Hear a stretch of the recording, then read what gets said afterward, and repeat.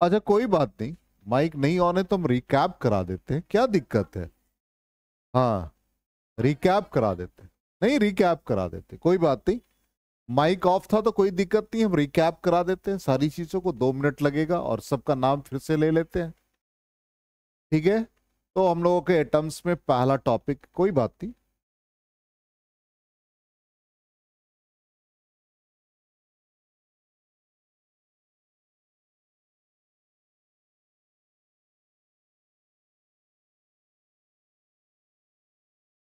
एक एक पार्ट को हम लोग रिकैप यहीं से स्टार्ट किया था।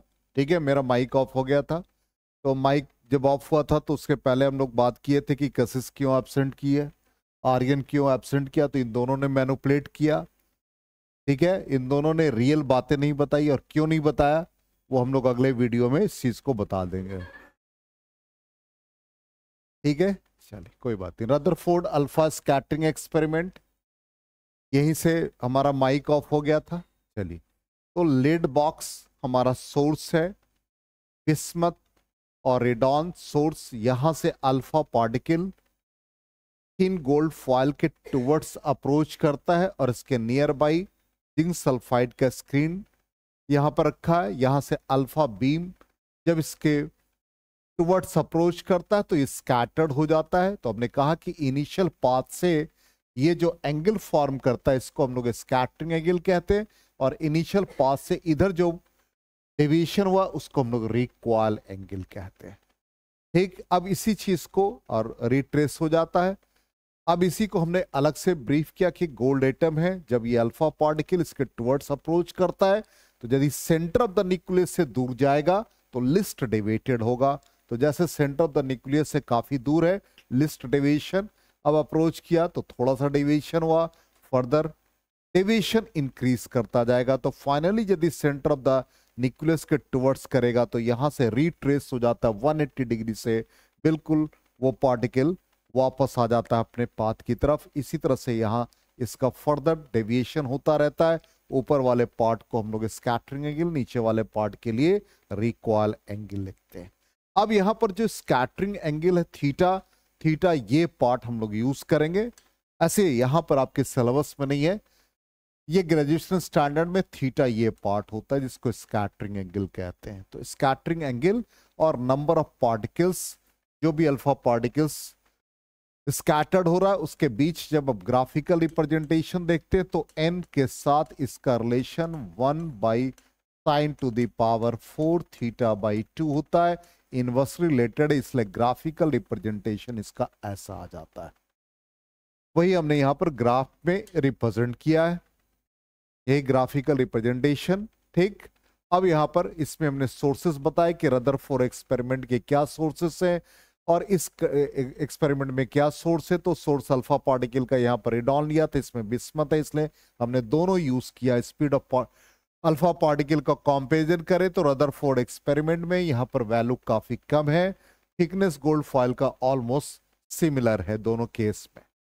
अब यहाँ पर डिस्टेंस ऑफ क्लोजेस्ट अप्रोच में हमने बताया कि यहाँ एक गोल्ड न्यूक्लियस अल्फा पार्टिकल्स के टुवर्ड्स अप्रोच किया तो ये रिट्रेस हो गया अपने पाथ से, और ये जो डिस्टेंस है जब ये काफी क्लोजर होता है इसलिए नाम पड़ गया डिस्टेंस ऑफ क्लोजेस्ट अप्रोच। तो इस कंडीशन में इसका जो काइनेटिक एनर्जी होगा इसके इलेक्ट्रोस्टैटिक पोटेंशियल एनर्जी के इक्वल होगा। तो वही हमने यहाँ पर एक्सप्रेशन लिखा था, इसका काइनेटिक एनर्जी अल्फा पार्टिकल का लिखेंगे, तो काइनेटिक एनर्जी अल्फा पार्टिकल और इनके बीच का इलेक्ट्रोस्टैटिक पोटेंशियल एनर्जी 1/4πε0। Q1 की जगह पर आ जाएगा गोल्ड न्यूक्लियस का चार्ज, और यहां पर charge of alpha particle by distance of closest approach. तो R0 का वैल्यू यदि हम निकालते, इसको हम लोग K से रिप्रेजेंट करेंगे, इसको स्मॉल k ही यूज करेंगे। ये 2ZE² divided by alpha particle का काइनेटिक एनर्जी।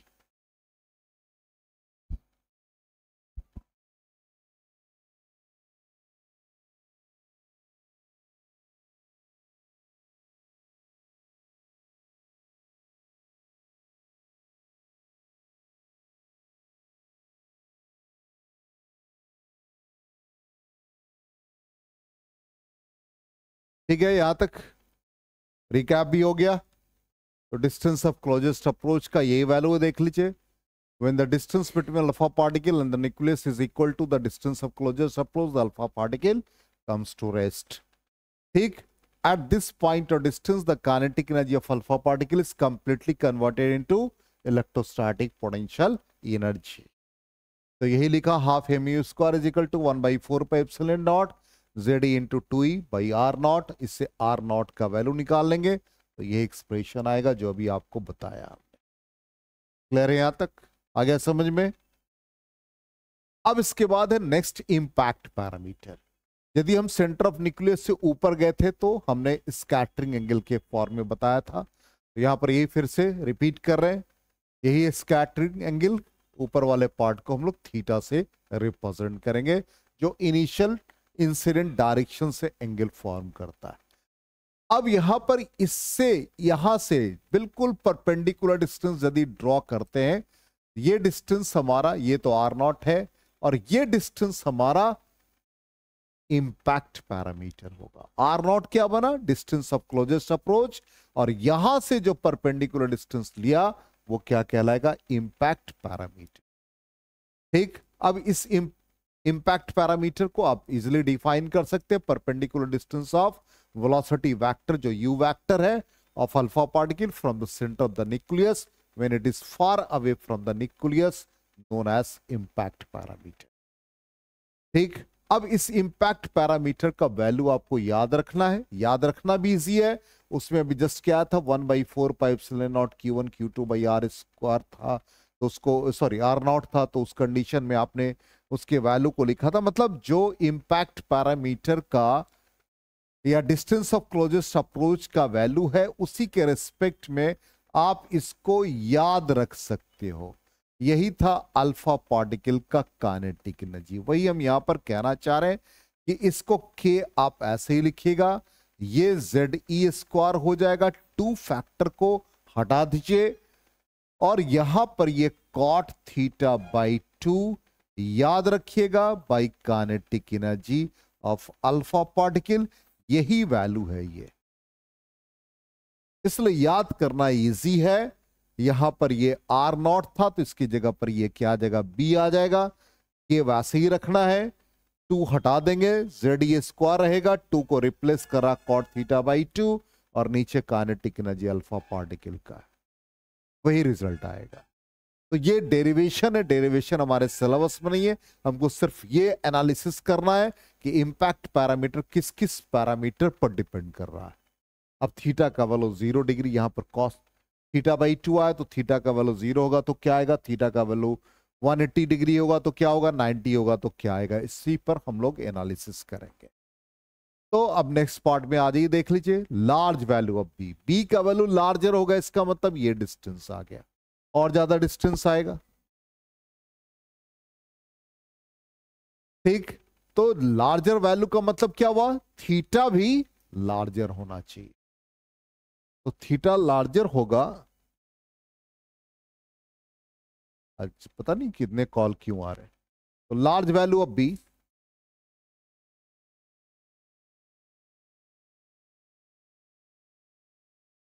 हाँ, तो कॉट थीटा बाई 2 भी लार्ज होगा. ठीक, और स्कैटरिंग एंगल स्मॉलर होगा. इसका मतलब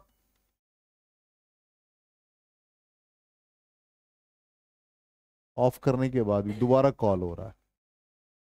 तो अल्फा पार्टिकल, हाँ नहीं कंपनी का, हाँ हो सकता है वही हो. घर में भी हम यही बात बोलते हैं, कंपनी का फोन है.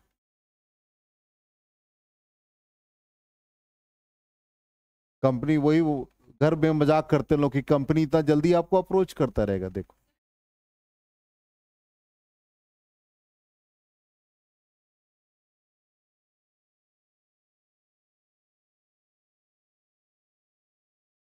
ऑफ करने के बाद इतना कंटिन्यूअस कॉल, हाँ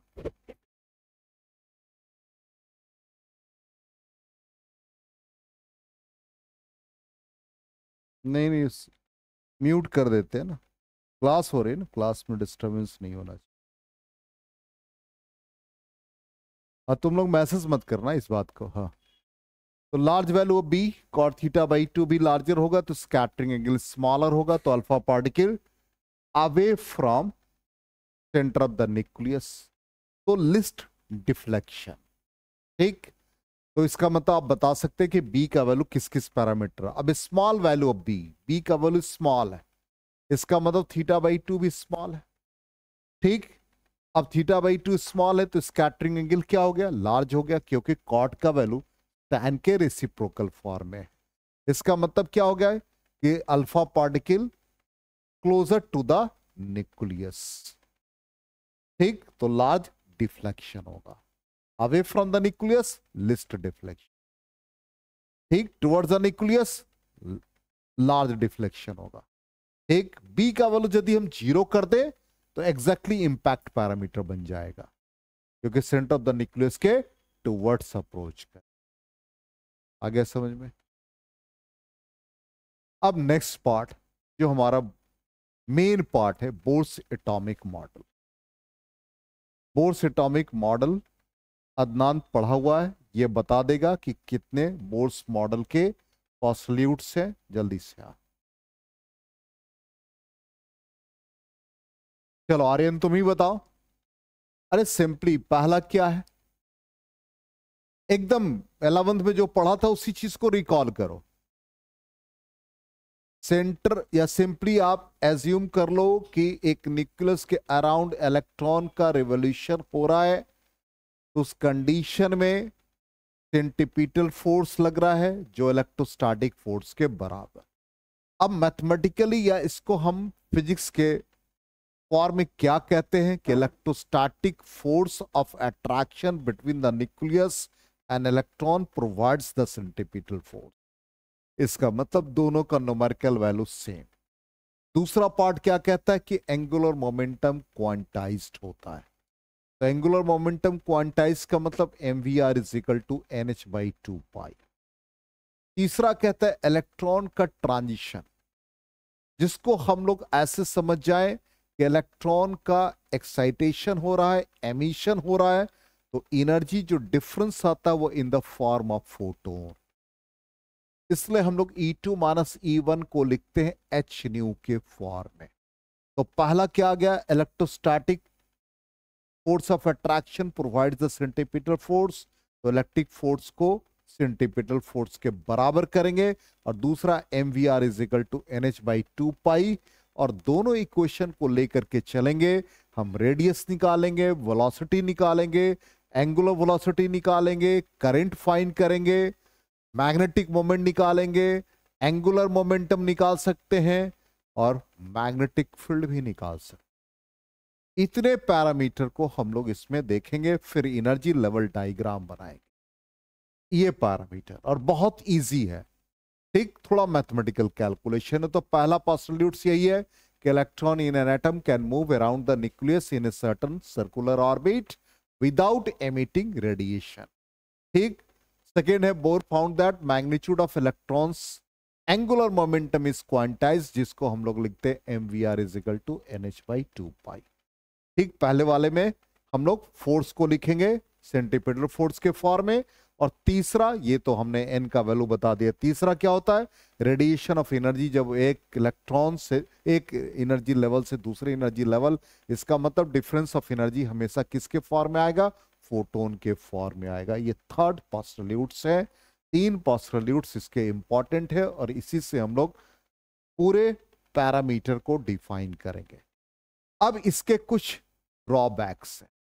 ड्रॉबैक्स क्या है भाई, ये ऑलरेडी आप जान रहे हो कि it is valid only for the 1 electron. तो हाइड्रोजन के लिए है, ठीक है, हीलियम के लिए, लिथियम के लिए, सोडियम के लिए है, ठीक। और यहां पर हम लोग जो ऑर्बिट ले रहे हैं वो सर्कुलर ले रहे हैं, ठीक। जबकि समरफील्ड थ्योरी क्या था, एलिप्टिकल ऑर्बिट था, ठीक। Intensity of spectral lines could not be explain.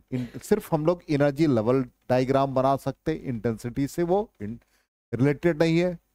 और न्यूक्लियस हम लोग स्टेशनरी एज्यूम करते हैं, लेकिन ये एज्यूम ये भी कर लगते हैं कि ये अपने एक्सिस के अबाउट, मतलब जहां पर सेंटर ऑफ मास है उसी के अबाउट ये रोटेट कर रहा, अबाउट इट्स ओन एक्सिस, ठीक। अब एक 2 इंपॉर्टेंट फैक्टर है, जीमान इफेक्ट और स्टार्क इफेक्ट। जीमान इफेक्ट में हम लोग स्पेक्ट्रल लाइंस जो फाइंड करते हैं ड्यू टू मैग्नेटिक फील्ड, और स्टार्क इफेक्ट में जो मैग्नेटिक फील्ड लाइंस ड्रॉ करते हैं ड्यू टू इलेक्ट्रिक फील्ड। तो ये दोनों को एक्सप्लेन नहीं कर पाता है, ठीक। और यहां पर डबलेट्स ऑफ स्पेक्ट्रम ऑफ, जैसे सोडियम के दो वेवलेंथ होते हैं, 5890 एंगस्ट्रम और 5896 एंगस्ट्रम, इस डबलेट्स को ये एक्सप्लेन नहीं कर पाया। तो ये ड्रॉबैक्स है। अब आ जाए पहला पोस्टुलेट्स के अकॉर्डिंग। तो पहले हमारा एक सिंपल एक रे डायग्राम कह सकते हैं कि हमने यहाँ पर एक न्यूक्लियस दिखाया और इलेक्ट्रॉन को रिवॉल्व करते दिखाया, और वहां पर अपने एक्सिस के अबाउट ये रोटेट कर रहा है। तो इसका जहां पर सेंटर ऑफ मास है, तो इसका एंगुलर मोमेंटम क्वांटाइज्ड होता है, जिसको एल वेक्टर से रिप्रेजेंट किया है, ठीक। अब रेडियस ऑफ ऑर्बिट निकालने के लिए अब कॉपी निकालेंगे, हम लोग कैलकुलेशन करेंगे कि पहला रेडियस ऑफ ऑर्बिट कैसे आता है, ठीक। तो इसको फाइंड करने के लिए सबसे पहला हम लोग इलेक्ट्रोस्टैटिक फोर्स लिखेंगे। तो के हो गया न्यूक्लियस का चार्ज J और इलेक्ट्रॉन का चार्ज E, ठीक। और डिस्टेंस हो गया R, तो R² लिख देंगे।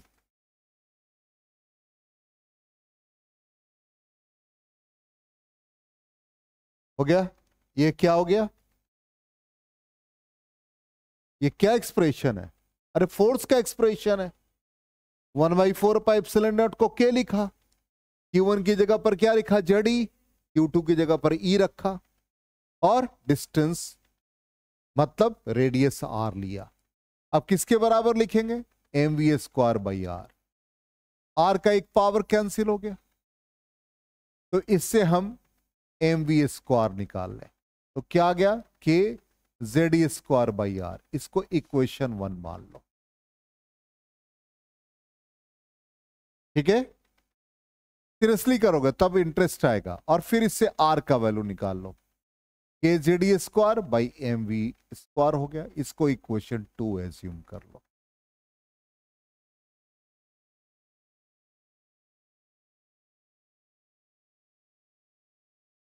ठीक। अब एंगुलर मोमेंटम क्वांटाइज, तो mvr = nh/2π। इससे R का वैल्यू निकाल लो, क्या आ गया? nh/2π। थर्ड इक्वेशन,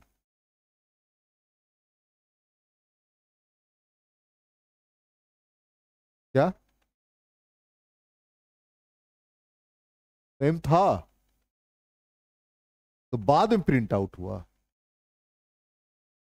वो कमांड बाद में दिया ना। हाँ, हो गया। अब यहां पर सेकेंड और थर्ड को इक्वेट करो। अच्छा, क्या छूट गया? अच्छा, v छूट गया था। एक मिनट 2πmv था, हाँ ठीक। अब दोनों के वैल्यू को इक्वेट करो, सेकेंड और थर्ड।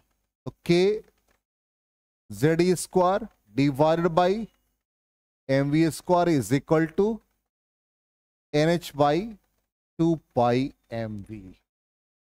m और m कैंसिल हो गया, v का एक पावर कैंसिल, v निकाल। v कितना आ गया? 2π k Ze² डिवाइडेड बाई, जल्दी से बताओ, nh, ठीक। इसको हम लोग यूज कर लेंगे, ये इक्वेशन 4 आ गया, जहां वेलोसिटी का यूज हो, ठीक। अब थर्ड इक्वेशन को कैरी करो और v के वैल्यू को डालो।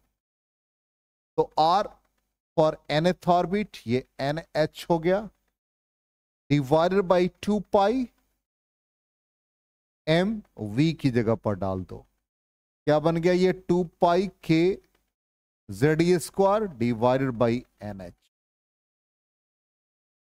होगा। यहां तक ठीक है? अब इसको सॉल्व करते हैं। तो ये हो गया n² डिवाइडेड बाई 4π² हो गया, एक मिनट, m k Ze² हो गया। ये रेडियस फॉर nth ऑर्बिट आ गया।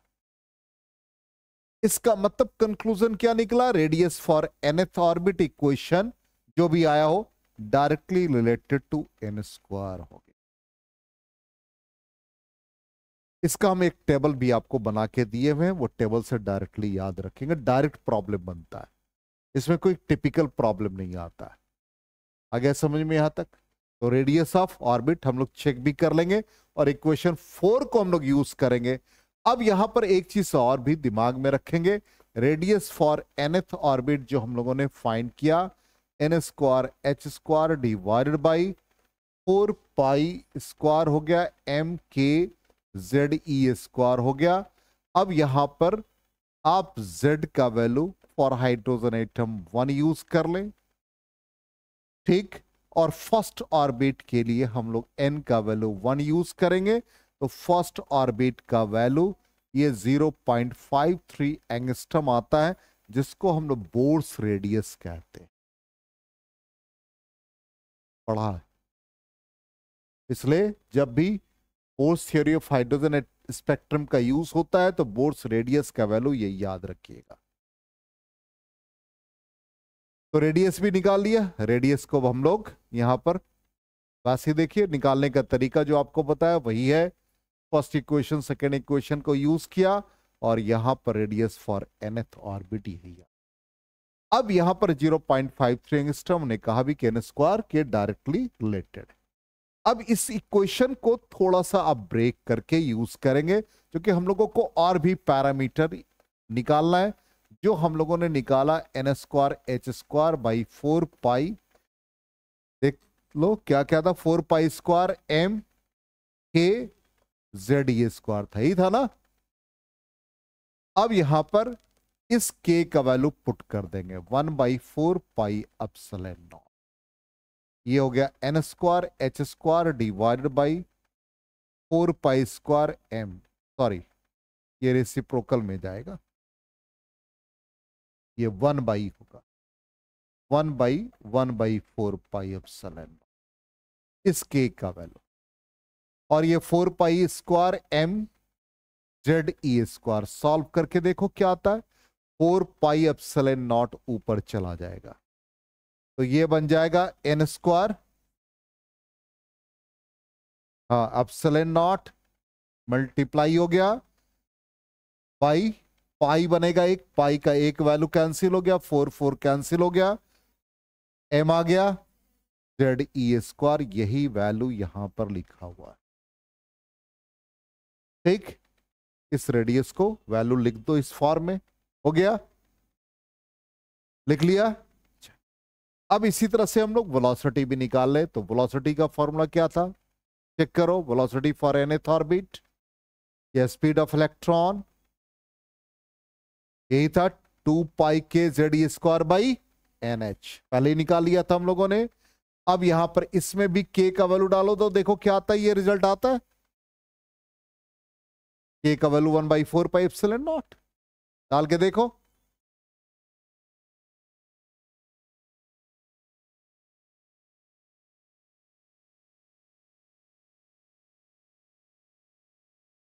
आ गया वही वैल्यू। अब यहां एक चीज और हम इंट्रोड्यूस कर रहे हैं, यहां पर इसी चीज को, या हम थोड़ा सा इसको स्लाइड को, इस पार्ट को हटा दे, स्पेस चाहिए हमको लिखने के लिए। तो वेलोसिटी का वैल्यू बताओगे फॉर nth ऑर्बिट या स्पीड, जल्दी से बता दो क्या, हाँ नहीं वो वैल्यू विदाउट के को, सॉरी के को रहने दो, हाँ 2 पाई के जेड ई स्क्वायर NH। अब इसमें हम लोग स्पीड ऑफ लाइट से मल्टीप्लाई, लाइट के स्पीड से कंपेयर कर रहे हैं, इसलिए c से मल्टीप्लाई और c से डिवाइड कर दें, तो क्या बन जाएगा 2 पाई के जेड ई स्क्वायर, ठीक है, और यहां पर हम लोग टर्म ले ले इंटू सी बाई एन कर देते हैं, तो यहां बन जाएगा c इंटू एच, लिख सकते हैं इस फॉर्म में। अब ये सारे क्वांटिटी हमारे लिए कांस्टेंट है, इस कांस्टेंट को हम लोग कहते हैं अल्फा, जिसका वैल्यू 1/137 होता है, और इस क्वांटिटी को कहा जाता है फाइन स्ट्रक्चर कांस्टेंट।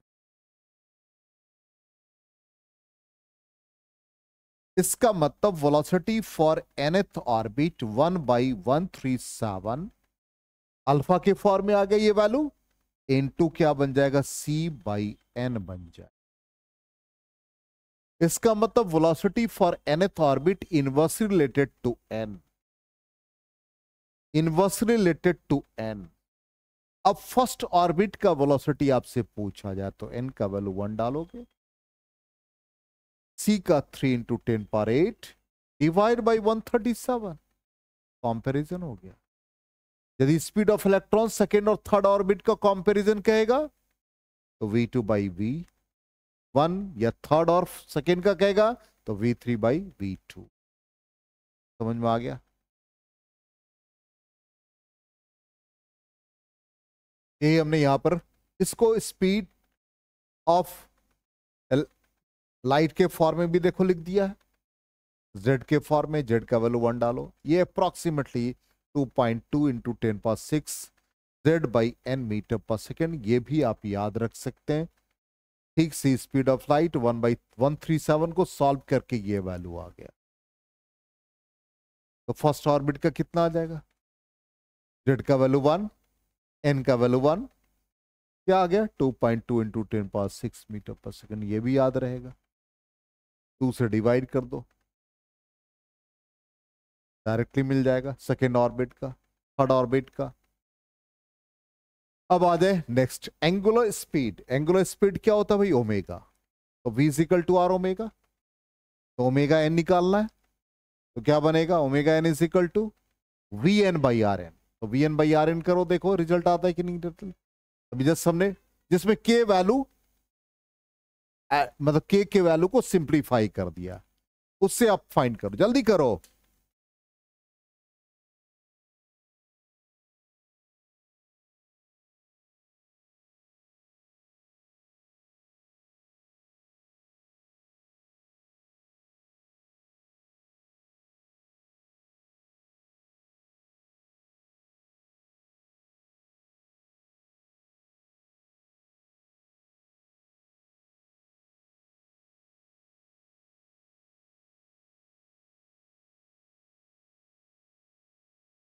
नहीं आया? हमने आपको कहा कि v = r ओमेगा होता है, तो यहां पर ये vn लिख देंगे, ये rn लिख देंगे, ये ओमेगा n लिख देंगे, तो ओमेगा n = vn/rn हो जाएगा। तो vn का वैल्यू डालो और rn का वैल्यू डालो, आ रहा है ये वैल्यू? नहीं आया? तुम्हारा कशिश नहीं पड़ती है, ये आज डिक्लेयर हो गया। अच्छा अभी वीडियो ऑन था वो, ठीक। चलो vn का वैल्यू बताओ। हाँ 2π, हाँ फिर का k नहीं होगा, हमने k को सिंप्लीफाई करके जो वैल्यू बताया वो बताओ।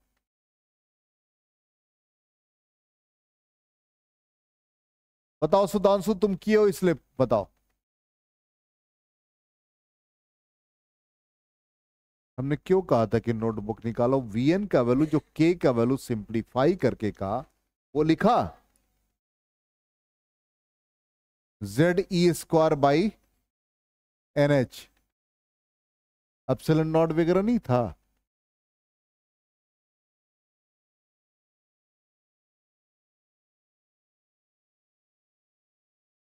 मतलब तुम लोग क्लास में एकदम मजाक बना दिया, लेकिन आज प्रूफ हो गया। हमने कहा सॉल्व करके लिखना है और उसका यूज है। देखो प्रीवियस स्लाइड में क्या कहा था, ये वैल्यू लिखना है, अभी कहा ना हमने, जिसमें k को सॉल्व किया है।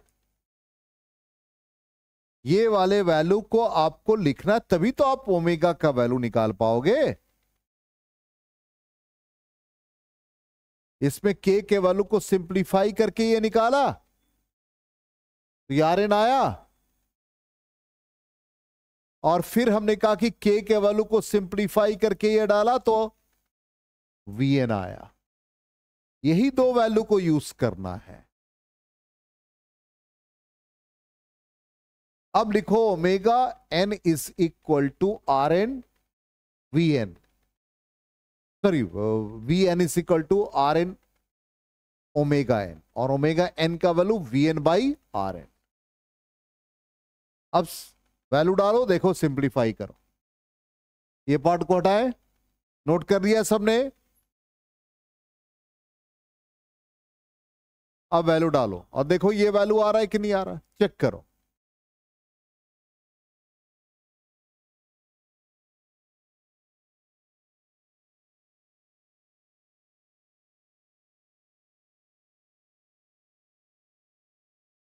आ गया, कंफर्म हो गए, इसलिए कहा था तभी कॉन्फिडेंस आएगा।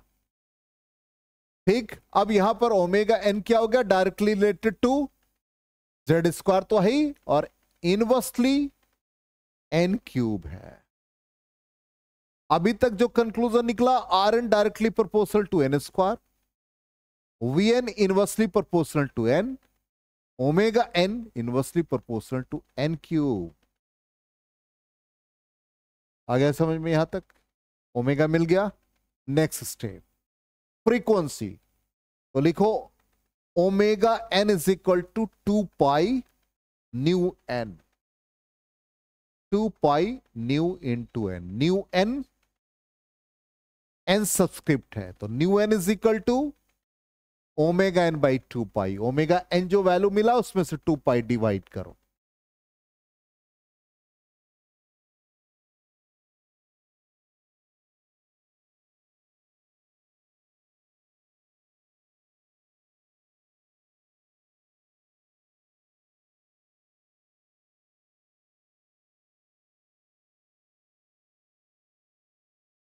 आ गया?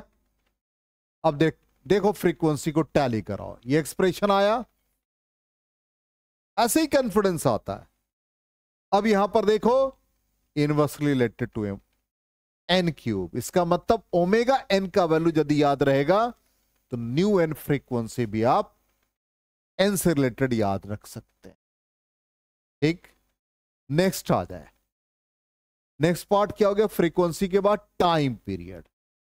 ठीक, तो ओमेगा एन मिला है या न्यू एन मिला है, तो nu N is equal to 1 by T N, तो T N is equal to 1 by nu N कर दो। इसका इनवर्स रिलेशन आ गया, इनवर्स रिलेशन एग्जैक्टली वही आ गया, इसको ऊपर कर दो, इसको नीचे कर दिया, तो क्या हो गया, directly proportional to N cube. आ गया यहां तक? 100% क्लियर है सबको? अब आ जाए नेक्स्ट पार्ट, एंगुलर मोमेंटम। अब एंगुलर मोमेंटम को हम लोग ओमेगा के टर्म में भी निकाल सकते हैं, लेकिन जो इजी है एंगुलर मोमेंटम वो M V R, linear momentum into perpendicular distance, तो M V N R N, उससे निकालेंगे तो ये आ जाएगा एन एच बाई 2 पाई। करके देखो,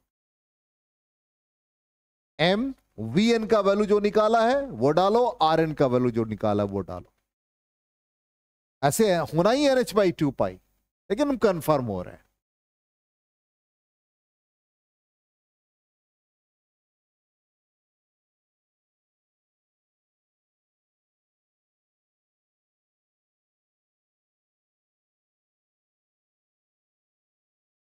आ गया?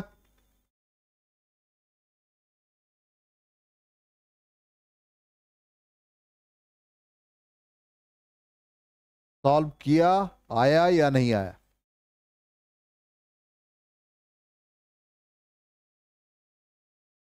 चलो, जिसका जिसका नहीं आया,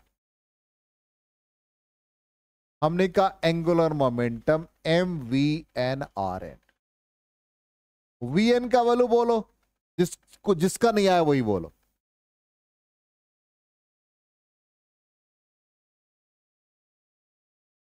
वी एन, हाँ,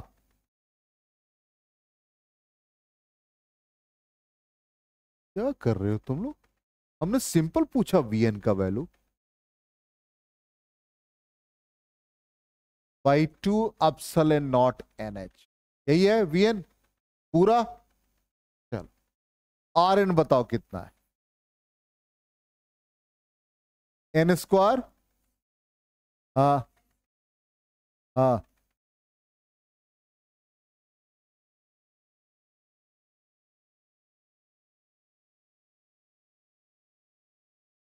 एप्सिलॉन नॉट ऊपर है, पाई n है, अच्छा m है, सॉरी, z e स्क्वायर। और तुम क्या बोल रही है, तुम भी नहीं कर रही इसका मतलब कैलकुलेशन। अब यहां से जेड ई स्क्वायर कैंसिल हो गया, ठीक, N H cancel, epsilon naught cancel हो गया, ठीक, एम और एम कैंसिल हो गया। अब क्या बचा, ऊपर सिर्फ एन एच बचा, नीचे यहां 2 बचे, पाई बच गया, और क्या बचा, जेड का वैल्यू 1 है, तो क्या आ गया, एन एच बाई 2 पाई। ठीक है, अब जेड के फॉर्म में भी लिखेंगे तो हम लोग किसका निकाल रहे हैं, फाइल हाइड्रोजन आइटम, तो जेड का वैल्यू 1 यूज की। आ गया समझ में, तो डायरेक्टली रिलेटेड टू क्या हो गया, एन हो गया। अब आ जाओ कॉरस्पॉन्डिंग करंट, तो करंट का वैल्यू क्या होता है, क्यू बाई टी। तो टाइम को क्या लिखते हैं, रेसिप्रोकल ऑफ फ्रीक्वेंसी, तो लिखो I is equal to Q into nu N, I N is equal to Q into nu N. Q का मतलब क्या हो गया यहां पर, ई, तो ई न्यू एन आ जाएगा, E electronic charge into nu N, तो न्यू एन ऑलरेडी आपके सामने, इसको मल्टीप्लाई करो, देखो वही आ गया।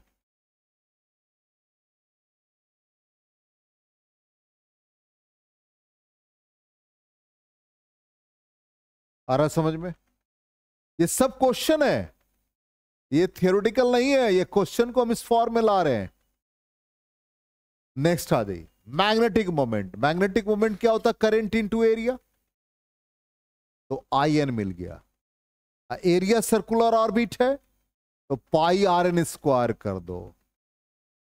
अब सबको सॉल्व कर लोगे ये, ठीक है, तो पाई आर एन स्क्वायर, तो इसी फॉर्म में या इसको ब्रेक कर देंगे आप, तो वो मैग्नेटिक मोमेंट निकल जाएगा। अब कहता है मैग्नेटिक फील्ड यदि आपको निकालना है, तो सर्कुलर ऑर्बिट का मैग्नेटिक फील्ड का एक्सप्रेशन बताओ, mu naught by 4 pi 2 pi I by R, यही होता था, तो 2 pi I N by R N,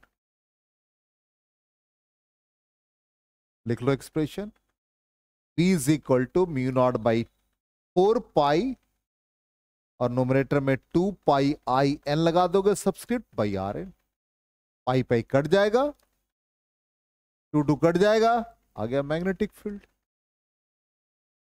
अब इसको याद करने के लिए मान लो एक ऑब्जेक्टिव क्वेश्चन जिसमें एन का वैल्यू दे दे, सेकेंड ऑर्बिट, थर्ड ऑर्बिट, तो उसका एक टेबल हमने यहां पर बना दिया। अब देख लो टेबल पे आपने जितना रिलेशन निकाल रखा, सारा रिलेशन का फॉर्मूला एक जगह कर दिया।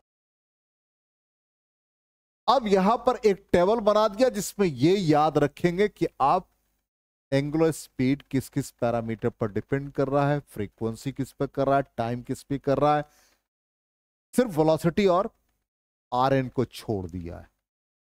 वो प्राइमरी हमारा एक क्वेश्चन बन गया है, और बाकी सारे क्वांटिटी को लिख दिया।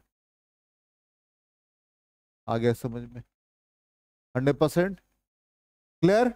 तो यहां तक कंप्लीट कर लेंगे, कल के क्लास में हम लोग एनर्जी लेवल डायग्राम है, बस छोटा सा पार्ट है, कल खत्म हो जाएगा एटम्स। 1 मिनट, क्लास टाइम हो गया, कोई बात नहीं, कभी कभी